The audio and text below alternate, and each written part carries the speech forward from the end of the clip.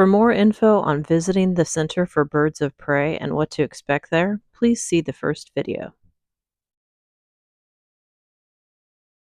Makes its nest under the ground. This is a burrowing owl.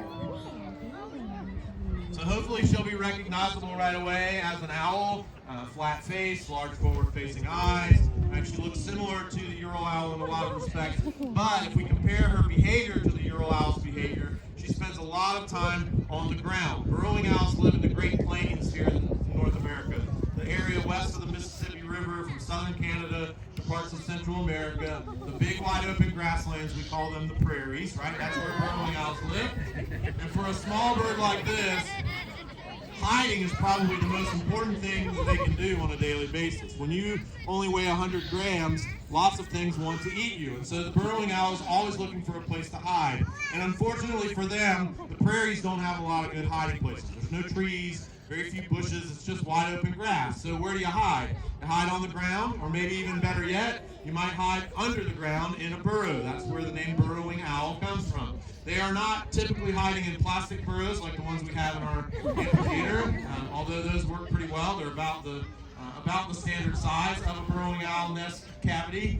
They typically are hiding in holes in the ground that they dig, or holes in the ground that were dug by other ground-dwelling animals. The prairie dog and the burrowing owl go hand in hand. Those two species are often seen living in the same set of burrows. It's a pretty good arrangement for the burrowing owl.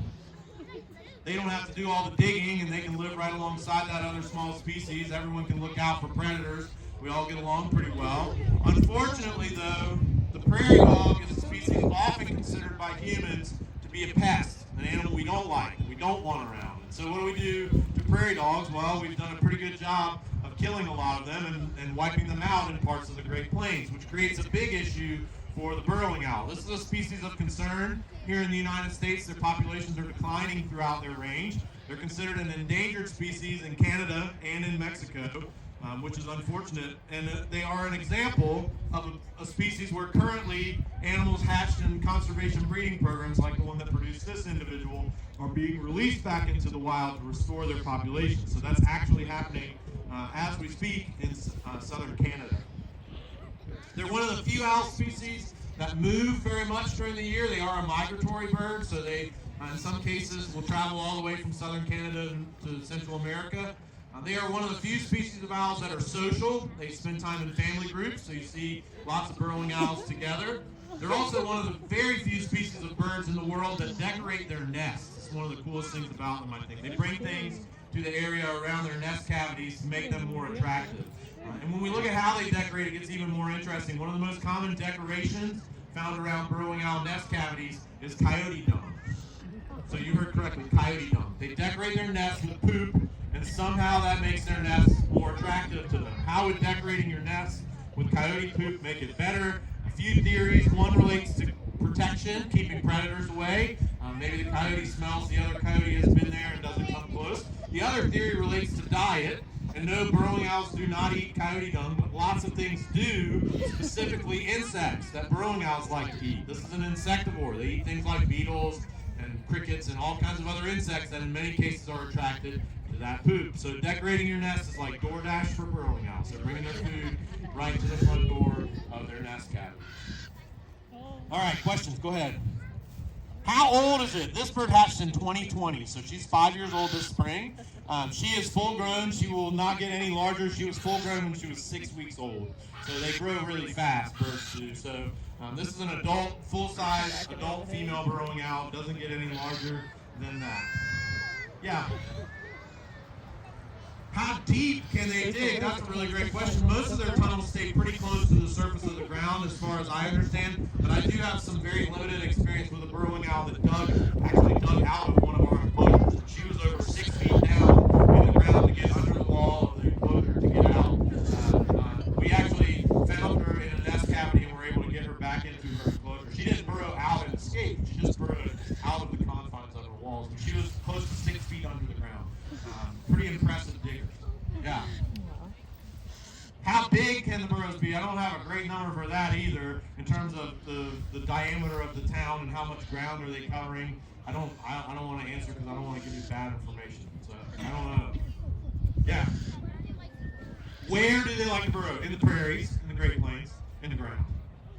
Other than that, doesn't really matter. They do nest in other parts of the country as well. They nest in California and other parts of the central west, and there is a population of burrowing owls in southwestern Florida as well. So they nest in the ground in parts of Florida as well. Yeah. Will the birds usually in the wild have many openings? So will they have as many openings as this in the wild? Probably not going to be quite as opening rich as ours is. One or two openings so that you can get out both ends, maybe 3 or 4 openings, but we've got like 10 openings to make it dramatic. Yeah, back in the back there. Go ahead.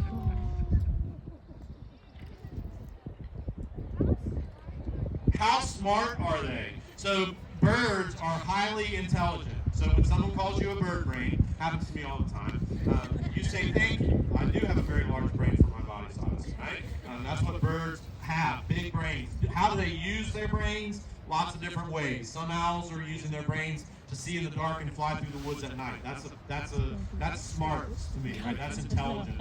Most owls are not socially intelligent, although the burrowing owl is. They spend a lot of time in groups, and so they're interacting with each other, and so their intelligence maybe looks a little more familiar to us. But birds are really smart animals, regardless of what kind of bird we're talking about. Yeah. Yeah, I know.